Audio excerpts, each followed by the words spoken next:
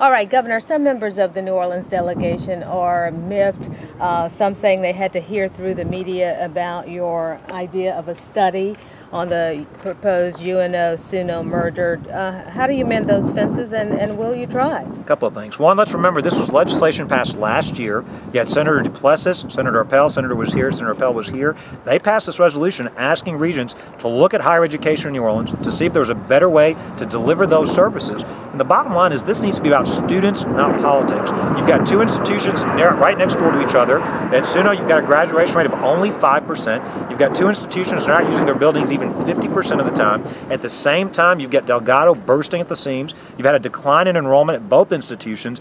At the end of the day, we need to do what's best for our students. Forget the politics, forget the turf. The reality is the head of the Southern system months ago proposed also the idea of merging SUNO and UNO. This is an idea that's been discussed for years. It has been studied, it's been looked at. What we've asked regions to do is look at the data, see what makes sense, come back with a recommendation about whether it makes sense to combine the schools, put them in the UL system, require that school then to work more closely with Delgado to help better serve our students. At the end of the day, my response to those that are worried about jobs or management boards or politics, this isn't about any of that. This is about students. I've also made the commitment, if there are any savings, and there likely would be if this idea makes sense, that all of those savings should be kept in higher education, should be kept to better serve our students.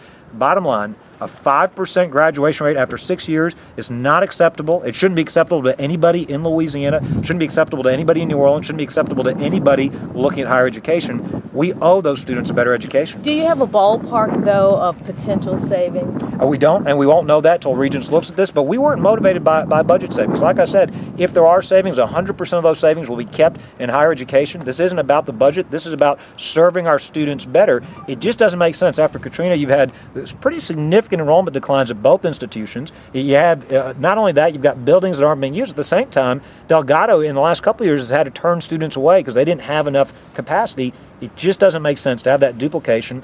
We can do a better job. And again, my message to legislators or politicians or anybody out there worried about this is focus on what's best for the students. Don't let the politics get in the way. Remember, the head of the Southern system himself suggested this merger a few months ago.